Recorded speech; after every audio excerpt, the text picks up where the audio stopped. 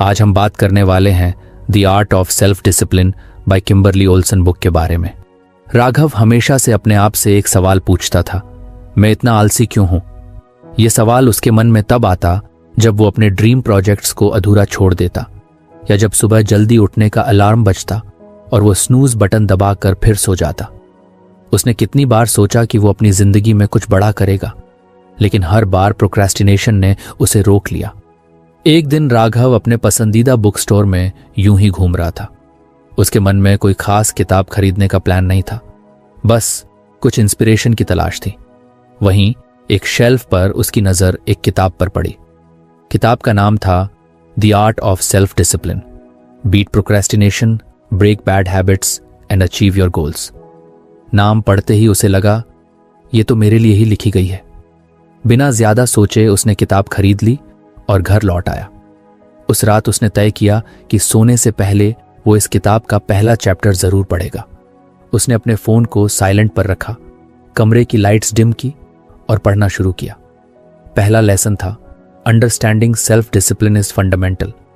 शुरुआत में ही लिखा था कि स्वनियंत्रण केवल इच्छा शक्ति के बारे में नहीं है, इसमें लंबे समय के लक्ष्यों के अनुसार आदतें विकसित करना शामिल है। राघव कुछ देर रुककर सोचने लगा, हाँ यार, शायद मैंने कभी अपने लॉन्ग टर्म गोल्स पर फोकस किया ही नहीं, बस हर बार छोटे छोटे डिस्ट्रैक्शन में फंसकर रह गया। उसने पढ़ना जारी रखा। किताब में लिखा था कि सेल्फ डिसिप्लिन सिर्फ हैबिट्स का खेल है। जो चीजें तुम्हारे बड़े सपनों से मेल नहीं खाती, उन्हें रोकने का साहस तुम्हारे अंदर होना चाहिए। किताब पढ़ते पढ़ते उसे अपनी जिंदगी की कुछ पुरानी यादें ताजा हो गईं। स्कूल के दिनों में वो एक ब्रिलियंट स्टूडेंट था। टीचर्स उसकी तारीफ करते नहीं थकते थे, लेकिन जैसे जैसे समय बीता डिस्ट्रैक्शंस बढ़ते गए। कॉलेज में दोस्तों के साथ टाइम पास करना, सोशल मीडिया पर स्क्रॉल करते करते घंटों बिताना और हर चीज को कल करेंगे कहकर टाल देना उसकी आदत बन गई थी। किताब में एक बात और लिखी थी, recognize the barriers that hinder self-discipline, such as fear of failure and negative influences, and address them proactively. इस लाइन ने राघव को अंदर तक झकझोर दिया। उसने महसूस किया कि उसकी प्रोक्रेस्टिनेशन की सबसे बड़ी वजह उसका फेलियर का डर था। जब भी वो कोई नया प्रोजेक्ट शुरू करने की सोचता, उसे डर लगता कि अगर ये फेल हो गया तो लोग क्या कहेंगे। राघव ने किताब से पढ़ा कि फियर ऑफ फेलियर को टैकल करने के लिए सबसे पहले अपनी सोच बदलनी होगी। फेल होना जिंदगी का एक हिस्सा है और इसे एक्सेप्टेंस के साथ एम्ब्रेस करना चाहिए। उसने सोचा, शायद यही मेरी कमी थी। मैंने हमेशा सक्सेस की परवाह की, लेकिन कभी कोशिश करने का साहस नहीं जुटाया। अगले दिन सुबह राघव ने कुछ अलग करने की ठानी। उसने अपना फोन अलार्म 6 बजे पर लगाया, लेकिन इस बार स्नूज नहीं किया। बिस्तर से उठते ही उसने खुद से कहा, आज मैं उस लड़के जैसा नहीं बनूंगा जो कल से शुरू करेगा। आज ही मेरा पहला दिन है।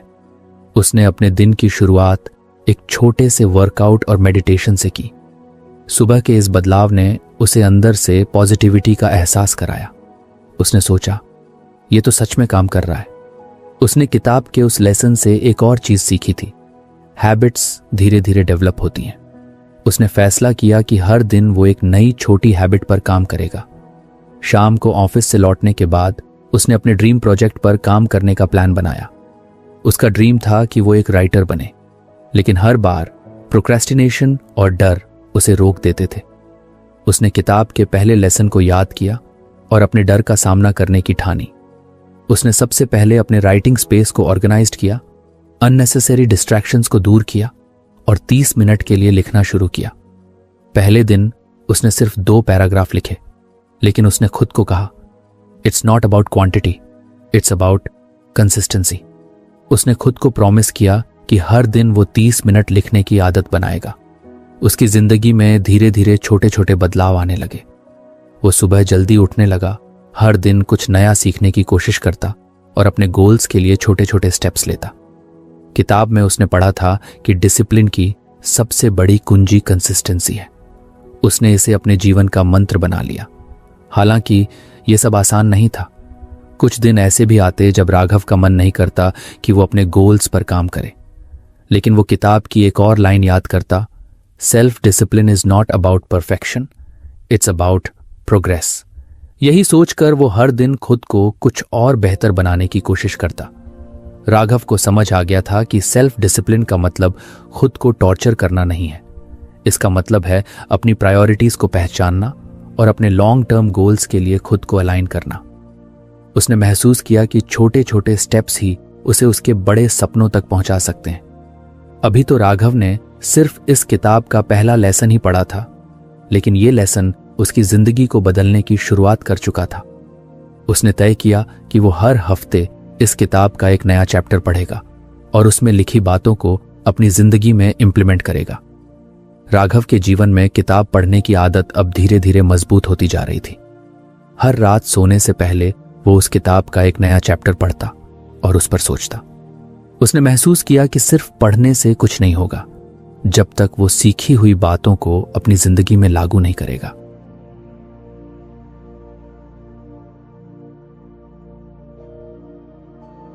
अगर आपको हमारी फ्री समरी अच्छी लगती है तो आप हमारे चैनल को सब्सक्राइब कर सकते हैं, हमारी मेंबरशिप खरीद सकते हैं या हमें यूपीआई के थ्रू सपोर्ट कर सकते हैं। अब समरी पर वापस चलते हैं। पहले चैप्टर से मिली सीख के बाद उसका रूटीन काफी बदल चुका था, लेकिन अब उसे समझ आया कि ये बदलाव सिर्फ एक शुरुआत है। असली काम तो तब होगा जब वो अपनी जिंदगी के हर पहलू को बैलेंस करे। एक रात उसने किताब का अगला चैप्टर पढ़ना शुरू किया, फोकस ऑन की एरियाज ऑफ लाइफ। ये लेसन उसकी सोच को एक नई दिशा देने वाला था। किताब में लिखा था कि सेल्फ डिसिप्लिन सिर्फ एक दो कामों में लागू करने की चीज नहीं है, इसे अपनी पूरी जिंदगी के की एरियाज में फैलाना जरूरी है ताकि एक होलिस्टिक और बैलेंस्ड लाइफ बनाई जा सके। ओल्सन ने कुछ खास एरियाज पर ध्यान देने की सलाह दी थी। Personal health, emotional regulation, time management, personal relationships, career growth, money management. Raghav ने सबसे पहले खुद से सवाल किया, क्या मेरी जिंदगी के ये सारे एस्पेक्ट्स बैलेंस में हैं? उसने जल्दी ही महसूस किया कि उसकी प्रायोरिटीज कहीं ना कहीं बिगड़ चुकी थी। सबसे पहले उसने पर्सनल हेल्थ के बारे में सोचना शुरू किया। पिछले कुछ सालों से उसकी हेल्थ को लेकर लापरवाही बढ़ गई थी।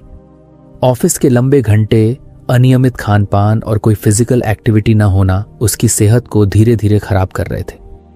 उसने किताब से सीखा कि सेल्फ डिसिप्लिन का सबसे पहला कदम खुद की हेल्थ का ख्याल रखना है, क्योंकि अगर शरीर स्वस्थ नहीं होगा तो बाकी किसी भी चीज में बेहतर परफॉर्म करना मुश्किल है।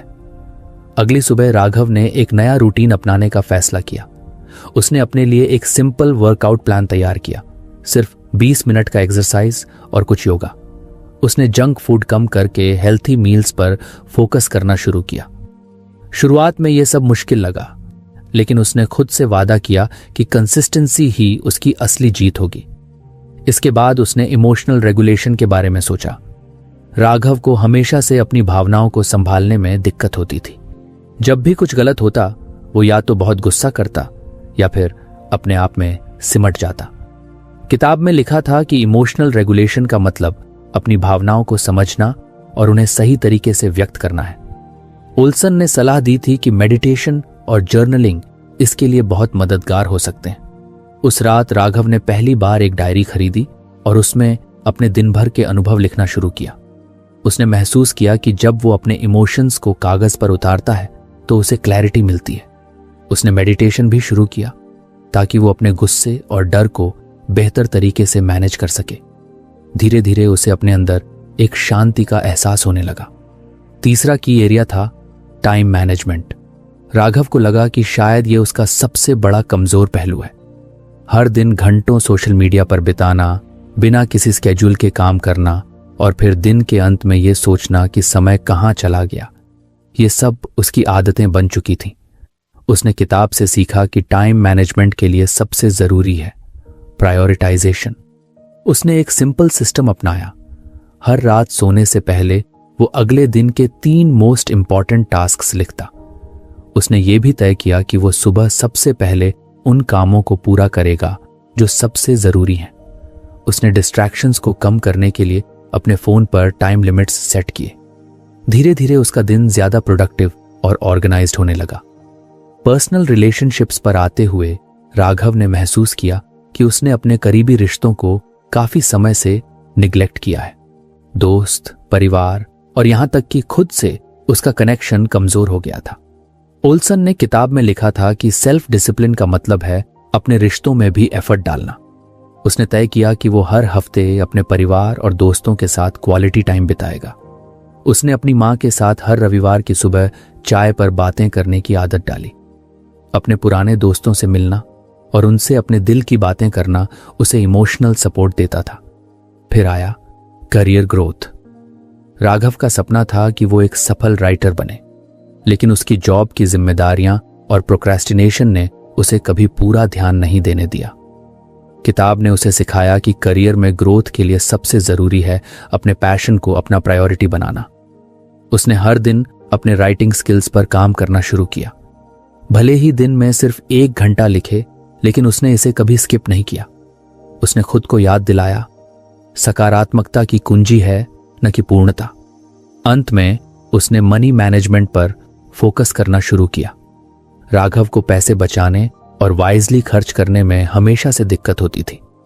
ओल्सन ने इस पर लिखा था कि फाइनेंशियल डिसिप्लिन भी सेल्फ डिसिप्लिन का एक अहम हिस्सा है। उसने अपना मासिक बजट बनाया, अनावश्यक खर्चों को कम किया और बचत पर ध्यान दिया। उसने देखा कि जब उसने अपनी फाइनेंसेस को कंट्रोल में लिया तो उसकी एंग्जाइटी भी कम होने लगी। राघव की जिंदगी में अब छोटे छोटे बदलाव साफ दिखने लगे थे।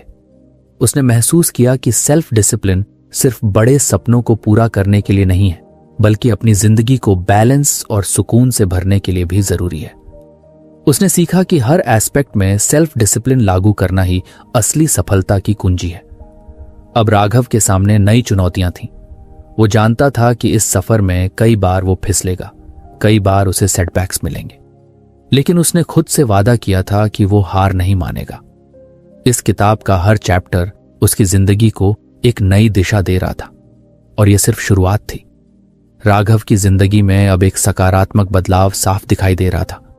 उसने किताब के पिछले लेसन्स को अपने जीवन में लागू करना शुरू कर दिया था। हर दिन कुछ कुछ करके वो खुद को बेहतर महसूस करने लगा था। लेकिन क्या मैं अपने बड़े सपनों के लिए सही दिशा में बढ़ रहा हूं?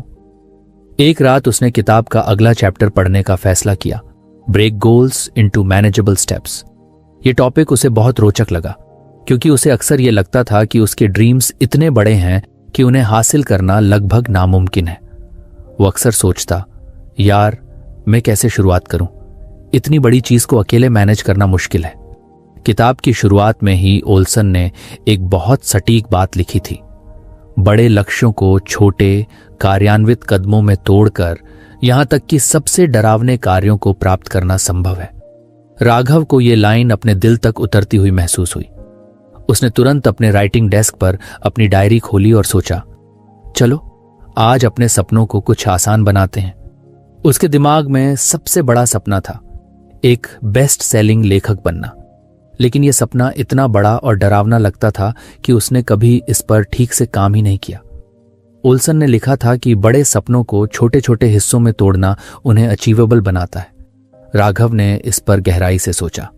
सबसे पहले उसने अपने सपने को साफ साफ डिफाइन किया। उसने अपनी डायरी में लिखा, ultimate goal, publish a best selling novel. इसके बाद उसने खुद से पूछा, इस अल्टीमेट गोल को हासिल करने के लिए मुझे कौन कौन से छोटे छोटे कदम उठाने होंगे? उसने किताब के सुझावों को ध्यान में रखते हुए अपने गोल को मैनेजेबल स्टेप्स में तोड़ना शुरू किया। एक कहानी विचार चुने।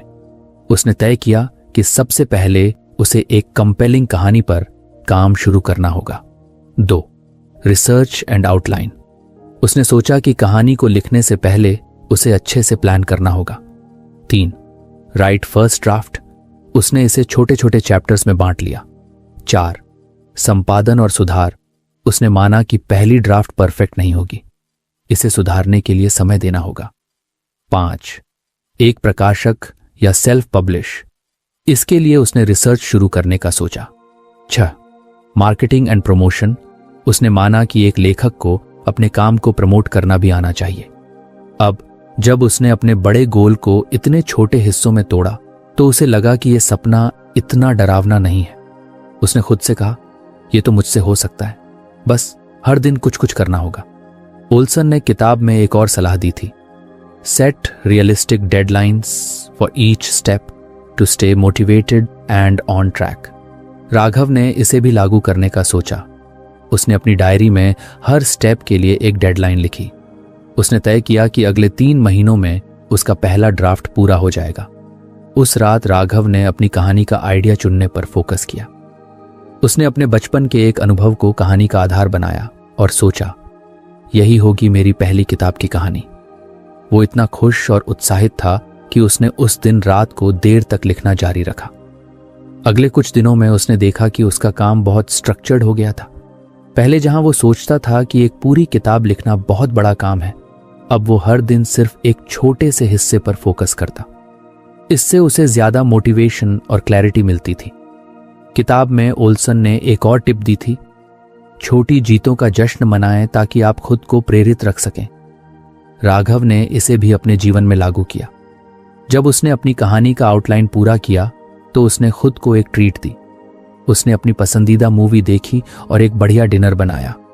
ये छोटी छोटी खुशियां उसे आगे बढ़ने का हौसला देती थीं। लेकिन इस सफर में सब कुछ आसान नहीं था। कुछ दिन ऐसे भी आते जब राघव का मन नहीं करता कि वो लिखे। उसे लगता कि शायद उसका काम अच्छा नहीं है या फिर वो कभी अपने सपने तक नहीं पहुंच पाएगा। लेकिन हर बार वो किताब की उस लाइन को याद करता, focus on progress not perfection.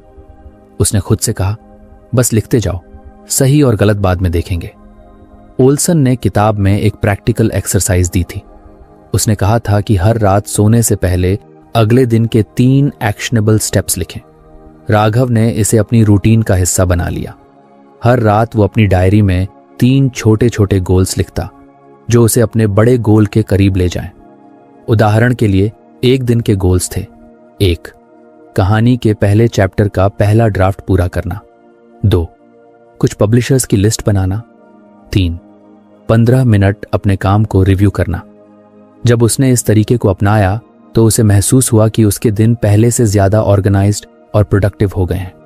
छोटे छोटे स्टेप्स को पूरा करने से उसे सेटिस्फैक्शन मिलती थी और यह सेटिस्फैक्शन उसे अगले दिन और बेहतर काम करने के लिए प्रेरित करती थी। राघव को किताब से एक और महत्वपूर्ण बात समझ आई, हर किसी की जर्नी अलग होती है। उसने खुद को दूसरों से तुलना करना बंद कर दिया। अब वो बस अपने छोटे छोटे स्टेप्स पर फोकस करता और हर दिन कुछ कुछ बेहतर बनने की कोशिश करता। कुछ हफ्तों बाद उसने देखा कि उसकी कहानी का पहला ड्राफ्ट लगभग आधा पूरा हो चुका था। उसे यकीन ही नहीं हो रहा था कि जो काम उसे कभी नामुमकिन लगता था वो अब इतना अचीवेबल लग रहा था। उसने खुद से कहा, शायद मैं सच में इस बार अपने सपने को पूरा कर सकता हूं। यह सफर लंबा था, लेकिन अब राघव को पता चल गया था कि सेल्फ डिसिप्लिन और छोटे छोटे कदमों का जादू क्या होता है। उसने अपने जीवन के हर बड़े गोल को इसी तरह मैनेजेबल स्टेप्स में तोड़ने का फैसला किया। अब वो सिर्फ एक लेखक बनने की ओर नहीं बढ़ रहा था, बल्कि अपनी पूरी जिंदगी को एक नई दिशा दे रहा था। राघव की जिंदगी में बदलावों का सिलसिला अब उसकी सोच से भी आगे बढ़ चुका था। जैसे जैसे वो किताब के अगले चैप्टर पर पहुंचा, उसे समझ आया कि अब उसे अपने इमोशंस पर भी काम करना होगा। उसने किताब का अगला लेसन पढ़ना शुरू किया, कल्टीवेटिंग इमोशनल रेगुलेशन। ओल्सन ने शुरुआत में ही लिखा था कि सेल्फ डिसिप्लिन को बनाए रखने के लिए इमोशनल रेगुलेशन सबसे जरूरी है। अगर भावनाओं को सही तरीके से मैनेज नहीं किया गया तो डिस्ट्रैक्शंस और स्ट्रेस आपकी प्रगति को रोक सकते हैं। राघव ने इसे पढ़ते ही महसूस किया कि यह उसके लिए कितना प्रासंगिक है। जब भी कुछ गलत होता, वो या तो गुस्से में अपने काम से दूर हो जाता या फिर तनाव में आकर हार मान लेता।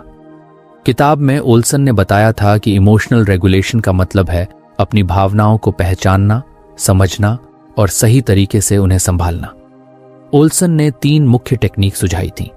1 माइंडफुलनेस प्रैक्टिसेस, 2 तनाव प्रबंधन रणनीतियां, 3 एक सकारात्मक दृष्टिकोण विकसित करना। राघव ने खुद से वादा किया कि वो इन तीनों पर काम करेगा।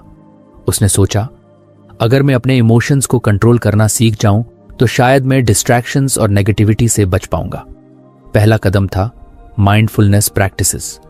किताब में ओल्सन ने लिखा था कि माइंडफुलनेस का मतलब है प्रेजेंट मोमेंट में पूरी तरह से रहना। राघव ने महसूस किया कि उसका दिमाग हमेशा या तो अतीत की गलतियों पर फोकस करता था या फिर भविष्य की चिंताओं में उलझा रहता था। उसने तय किया कि वो माइंडफुलनेस को अपने रोजमर्रा के जीवन में शामिल करेगा। उसने सबसे पहले मेडिटेशन की शुरुआत की। हर सुबह 10 मिनट के लिए वो अपनी आंखें बंद करता और अपनी सांसों पर ध्यान केंद्रित करता। शुरुआत में यह आसान नहीं था, उसका दिमाग इधर उधर भागता, लेकिन धीरे धीरे उसने इसे कंट्रोल करना सीख लिया। मेडिटेशन के जरिए उसे एहसास हुआ कि जब वो अपने मन को शांत रखता है तो वो ज्यादा फोकस्ड और सेंटर्ड महसूस करता है। इसके अलावा उसने माइंडफुल ईटिंग को भी अपनी आदत बनाया। अब वो खाना खाते समय सिर्फ खाने पर ध्यान देता, उसका स्वाद, उसकी खुशबू और बनावट। इससे न केवल उसका स्ट्रेस कम हुआ, बल्कि उसे अपनी सेहत पर भी पॉजिटिव असर दिखने लगा। दूसरा कदम था स्ट्रेस मैनेजमेंट स्ट्रैटेजीज। ओल्सन ने लिखा था कि स्ट्रेस को मैनेज करना सेल्फ डिसिप्लिन के लिए बहुत जरूरी है। जब आप तनाव में होते हैं तो आपका दिमाग अक्सर इंपल्सिव डिसीजंस लेता है और आप अपने गोल्स से भटक जाते हैं। राघव ने स्ट्रेस को मैनेज करने के लिए कुछ नए तरीके अपनाए। सबसे पहले उसने जर्नलिंग को अपनी आदत बनाया। जब भी उसे तनाव महसूस होता, वो अपनी डायरी में लिखता कि वो क्यों परेशान है। इससे उसे क्लैरिटी मिलती थी और वो अपनी समस्याओं का हल ढूंढने में बेहतर महसूस करता। इसके अलावा उसने एक नया तरीका अपनाया, स्ट्रेस ब्रेक्स। दिन में हर 2 घंटे बाद वो 5 मिनट का ब्रेक लेता और अपने दिमाग को पूरी तरह से रिलैक्स करता। कभी वो खिड़की के बाहर देखता तो कभी एक गहरी सांस लेकर खुद से कहता, ये मुश्किलें भी गुजर जाएंगी। राघव ने एक और चीज सीखी, फिजिकल एक्टिविटी स्ट्रेस को कम करने का सबसे अच्छा तरीका है। उसने अपनी शाम की वॉक को प्राथमिकता दी। चलते समय वो अपने पसंदीदा गाने सुनता और ये समय उसके लिए रिफ्रेशमेंट का काम करता। उसने देखा कि जब वो अपनी बॉडी को एक्टिव रखता है तो उसका माइंड भी ज्यादा काम रहता है। तीसरा कदम था developing a positive mindset. Raghav ने महसूस किया कि नेगेटिविटी उसकी सबसे बड़ी दुश्मन है। जब भी उसे कोई सेटबैक मिलता, वो खुद को कोसने लगता। ओल्सन ने लिखा था कि एक पॉजिटिव माइंडसेट के बिना सेल्फ डिसिप्लिन को बनाए रखना मुश्किल है। किताब में एक टेक्निक दी गई थी, पॉजिटिव अफर्मेशंस। ओल्सन ने लिखा था कि हर दिन खुद से पॉजिटिव बातें करना आपकी सोच को बदल सकता है। राघव ने इसे भी आजमाने का फैसला किया। उसने हर सुबह अपने आप से कहा, मैं अपने गोल्स को हासिल करने में सक्षम हूं। हर सेटबैक मुझे मजबूत बनाता है। मैं अपनी जिंदगी का मालिक हूं। इन एफर्मेशंस ने धीरे धीरे उसके सोचने का तरीका बदल दिया। अब जब भी कोई मुश्किल आती तो वो घबराने की बजाय खुद से कहता, यह बस एक लेसन है, मैं इससे भी सीख कर आगे बढ़ूंगा। राघव ने अपनी नेगेटिविटी को चुनौती देने का एक और तरीका अपनाया। उसने ग्रैटिट्यूड जर्नलिंग शुरू की। हर रात सोने से पहले वो 3 ऐसी चीजें लिखता जिनके लिए वो थैंकफुल है। इससे उसका ध्यान अपनी समस्याओं से हटकर अपनी ब्लेसिंग्स पर चला गया। जैसे जैसे राघव इन टेक्निक्स को अपनी जिंदगी में लागू करता गया, उसने महसूस किया कि उसकी इमोशनल रिस्पॉन्सेस पहले से ज्यादा कंट्रोल्ड हो गई हैं। अब जब भी कोई डिस्ट्रैक्शन आता तो वो गुस्सा करने या हार मानने की बजाय अपनी इमोशंस को संभाल कर काम पर लौट आता। एक दिन जब उसका राइटिंग प्रोजेक्ट एक बड़ी समस्या में फंस गया तो उसने पहले पैनिक किया, लेकिन फिर उसने अपने नए सीखों को याद किया। उसने डीप ब्रेथ्स ली, समस्या को अपनी डायरी में लिखा और एक प्रैक्टिकल सॉल्यूशन ढूंढने की कोशिश की। नतीजा ये हुआ कि उसने उस दिन बिना स्ट्रेस के अपना काम पूरा कर लिया। राघव ने यह भी महसूस किया कि जब वो अपने इमोशंस को कंट्रोल करता है तो उसकी रिलेशनशिप्स भी बेहतर हो जाती हैं। अब वो अपने दोस्तों और परिवार से बात करते समय ज्यादा पेशेंट और अंडरस्टैंडिंग हो गया था। इस सफर ने उसे सिखाया कि इमोशनल रेगुलेशन न केवल सेल्फ डिसिप्लिन को मजबूत करता है, बल्कि आपकी जिंदगी के हर पहलू को बेहतर बनाता है। उसने खुद से कहा, अगर मैं अपनी भावनाओं को संभाल सकता हूं तो मैं किसी भी चुनौती का सामना कर सकता हूं। राघव की जिंदगी अब काफी बदल चुकी थी। उसने महसूस किया था कि सेल्फ डिसिप्लिन सिर्फ एक आदत नहीं, बल्कि एक पूरी लाइफस्टाइल है।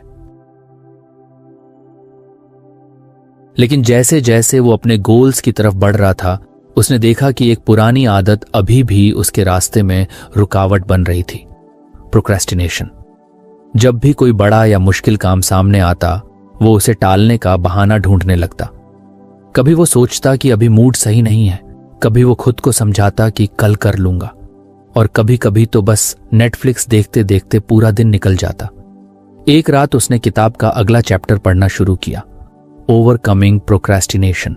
ओल्सन ने लिखा था कि प्रोक्रेस्टिनेशन सिर्फ आलस नहीं है, बल्कि एक इमोशनल प्रतिक्रिया है। जब भी हम किसी काम को मुश्किल, उबाऊ या असंभव समझते हैं तो हमारा दिमाग उस काम को टालने का तरीका ढूंढता है। राघव को लगा कि ओल्सन ने उसके दिमाग की हर गुत्थी खोल दी थी। उसने तुरंत यह तय किया कि वो इस आदत को जड़ से खत्म करेगा। ओल्सन ने प्रोक्रेस्टिनेशन से निपटने के लिए कुछ प्रैक्टिकल स्ट्रैटेजीज दी थी। 1. ट्रिगर्स की पहचान करना। 2. Time blocking. 3. डेडलाइंस की सेटिंग। 4. अकाउंटेबिलिटी बनाना। सिस्टम्स। राघव ने हर एक स्ट्रैटेजी पर काम करने की ठानी। पहला कदम था आइडेंटिफाइंग ट्रिगर्स। ओल्सन ने लिखा था कि सबसे पहले यह समझना जरूरी है कि प्रोक्रेस्टिनेशन की वजह क्या है। राघव ने ध्यान दिया कि जब भी कोई काम बहुत बड़ा लगता या जब उसे परफेक्ट करने का दबाव महसूस होता तो वो उसे टाल देता। उसने अपनी डायरी में उन कामों की एक लिस्ट बनाई जिन्हें वो अक्सर टालता था। साथ ही उसने ये भी लिखा कि वो क्यों टालता है। उदाहरण के लिए चैप्टर डर कि वो अच्छा नहीं लिख पाएगा। क्लीनिंग हिज वर्क स्पेस, काम उबाऊ लगता है। Sending emails to publishers, rejection का डर। जब उसने अपने ट्रिगर्स को पहचान लिया तो उसे लगा कि अब वो उन्हें बेहतर तरीके से संभाल सकता है। उसने खुद से कहा, मैं डर या बोरियत की वजह से अपने सपनों को नहीं रोक सकता। दूसरा कदम था टाइम ब्लॉकिंग। ओल्सन ने लिखा था कि प्रोक्रेस्टिनेशन से बचने का एक सबसे अच्छा तरीका है टाइम ब्लॉकिंग। इसका मतलब है कि हर काम के लिए एक निश्चित समय निर्धारित करना और उस समय में सिर्फ उसी पर ध्यान देना। राघव ने अपने दिन को ब्लॉक्स में बांटना शुरू किया। उसने एक प्लानर खरीदा और उसमें हर घंटे का प्लान बनाने लगा। सुबह 7 बजे से 7:30 मेडिटेशन और जर्नलिंग। सुबह 8 बजे से 9 बजे लिखना। शाम 6 बजे से 6:30 ईमेल्स और रिसर्च। पहले कुछ दिन उसे इस रूटीन को फॉलो करने में दिक्कत हुई, लेकिन जैसे जैसे उसने इसे जारी रखा उसने देखा कि उसके डिस्ट्रैक्शंस कम होने लगे थे। टाइम ब्लॉकिंग ने उसे डिसिप्लिन्ड बना दिया था। तीसरा कदम था सेटिंग डेडलाइंस।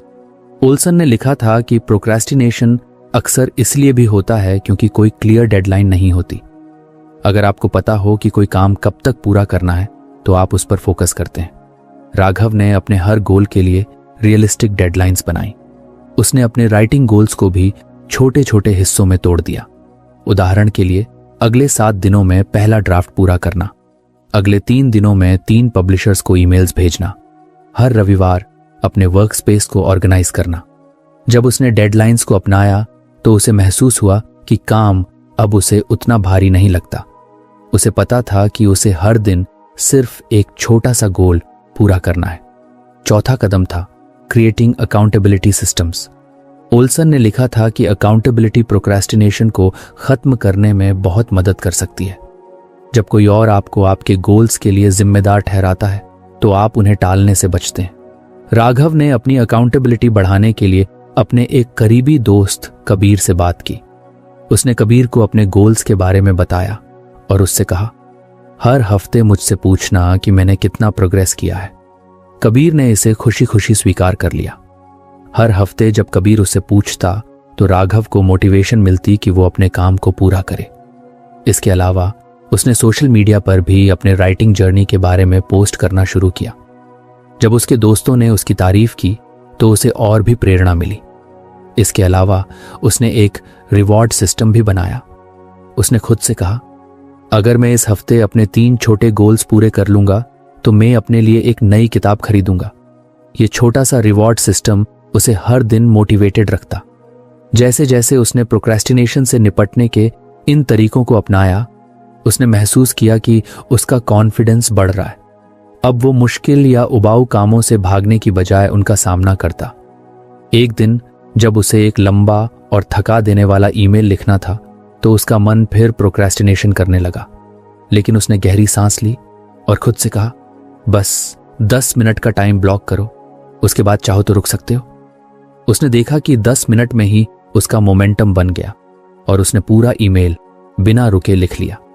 राघव को एहसास हुआ कि प्रोक्रेस्टिनेशन सिर्फ एक आदत थी और हर आदत बदली जा सकती है। उसने ओल्सन की बातों को याद किया। You don't have to be perfect, you just have to start. धीरे धीरे राघव की प्रोक्रेस्टिनेशन की आदत कमजोर पड़ने लगी। अब वो अपने गोल्स के करीब महसूस करता था। उसने देखा कि जब भी वो प्रोक्रेस्टिनेशन को हराता है तो उसे एक अजीब सी खुशी और गर्व महसूस होता है। उसने खुद से कहा, अगर मैंने प्रोक्रेस्टिनेशन पर काबू पा लिया तो अब कोई भी रुकावट मुझे मेरे सपनों तक पहुंचने से नहीं रोक सकती।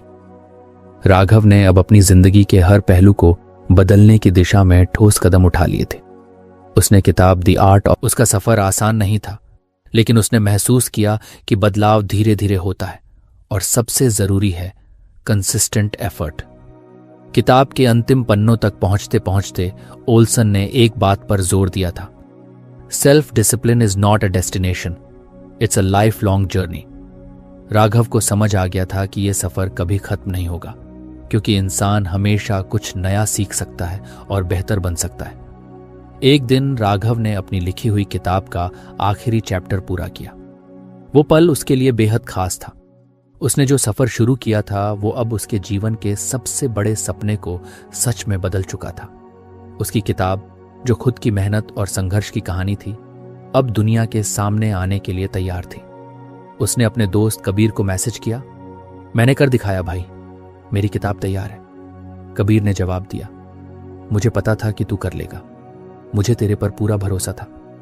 लेकिन यह सिर्फ उसके सपने पूरे करने की बात नहीं थी। इस सफर ने उसे एक बेहतर इंसान बना दिया था। उसने सीखा था कि कैसे अपने इमोशंस को संभालना है, कैसे प्रोक्रेस्टिनेशन को हराना है और कैसे अपनी जिंदगी को संतुलित रखना है। उसने खुद से वादा किया कि वो अपनी इस नई जिंदगी को कभी खोने नहीं देगा। किताब को पब्लिश करने के बाद राघव को दुनिया भर से सराहना मिलने लगी। उसकी कहानी ने हजारों लोगों को प्रेरित किया। कई लोग उसे मैसेज करके कहते कि उसकी किताब ने उनकी जिंदगी बदल दी है। लेकिन राघव को सबसे ज्यादा खुशी इस बात की थी कि उसने खुद को साबित कर दिया था। उसने अपने डर, अपनी कमजोरियों और अपनी आदतों को हराकर एक नई पहचान बनाई थी। एक दिन जब राघव एक कॉन्फ्रेंस में अपनी कहानी सुना रहा था, एक युवा लड़का खड़ा हुआ और बोला, आपकी कहानी सुनकर मुझे लगता है कि मैं भी अपनी जिंदगी में बदलाव ला सकता हूं, लेकिन क्या आप मुझे एक आखिरी सलाह देंगे जिससे मैं भी अपने डर और प्रोक्रेस्टिनेशन को हराकर अपने गोल्स तक पहुंच सकूं? राघव ने मुस्कुराते हुए जवाब दिया, सबसे पहले खुद पर भरोसा करो, कभी मत सोचो कि तुमसे कुछ नहीं होगा। और दूसरी बात, हमेशा छोटे छोटे कदम उठाओ, बड़े गोल्स को छोटे हिस्सों में तोड़ो, जैसे मैंने किया। हर दिन सिर्फ एक चीज पर काम करो और सबसे जरूरी बात, कंसिस्टेंसी बनाए रखो। उस लड़के ने सिर हिलाया और राघव को लगा जैसे उसने अपनी जर्नी के सबसे अहम सबक को किसी और तक पहुंचाया है। जैसे ही वो स्टेज से नीचे उतरा, उसने महसूस किया कि उसने किताब से जो कुछ सीखा था वो सिर्फ उसके लिए नहीं था, बल्कि उन सभी के लिए था जो अपनी जिंदगी को बेहतर बनाना चाहते थे। अब उसकी जिंदगी का मकसद सिर्फ अपने गोल्स को हासिल करना नहीं था, बल्कि दूसरों को भी ये सिखाना था कि कैसे सेल्फ डिसिप्लिन और मेहनत के जरिए कुछ भी पाया जा सकता है। उसने अपने दिल में एक नई प्रेरणा महसूस की। अब वो खुद ओल्सन की तरह एक गाइड बनना चाहता था जो दूसरों को उनकी जिंदगी की राह दिखा सके। उसने खुद से वादा किया कि उसकी कहानी यहीं खत्म नहीं होगी, ये तो बस शुरुआत है। और इसी तरह राघव की कहानी ने सिखाया कि बदलाव संभव है अगर आप शुरू करने की हिम्मत रखते हैं। राघव का सफर खुद को बदलने और बेहतर इंसान बनने की कहानी थी। उसने the art of self discipline किताब के हर लेसन को न केवल पढ़ा, बल्कि अपनी जिंदगी में उतार कर अपनी आदतों, सोच और व्यवहार में बदलाव किया। इस प्रक्रिया में उसने कई महत्वपूर्ण बातें सीखी। सबसे पहले उसने अंडरस्टैंडिंग सेल्फ डिसिप्लिन के महत्व को समझा। उसे पता चला कि सेल्फ डिसिप्लिन सिर्फ इच्छा शक्ति नहीं, बल्कि सही आदतें और दीर्घकालिक लक्ष्यों के प्रति प्रतिबद्धता है। उसने अपने डर और नेगेटिव इन्फ्लुएंस को पहचानकर उनसे लड़ने का तरीका सीखा। इसके बाद उसने फोकस ऑन की एरियाज ऑफ लाइफ पर काम किया। उसने अपनी जिंदगी के अलग अलग पहलुओं जैसे स्वास्थ्य, समय प्रबंधन, करियर और रिश्तों में बैलेंस लाने की कोशिश की। उसने महसूस किया कि हर क्षेत्र में सेल्फ डिसिप्लिन लागू करना उसकी सफलता और संतुलन का आधार है। फिर breaking goals into manageable steps ने उसे सिखाया कि बड़े लक्ष्यों को छोटे एक्शनेबल स्टेप्स में तोड़ना कैसे फायदेमंद हो सकता है।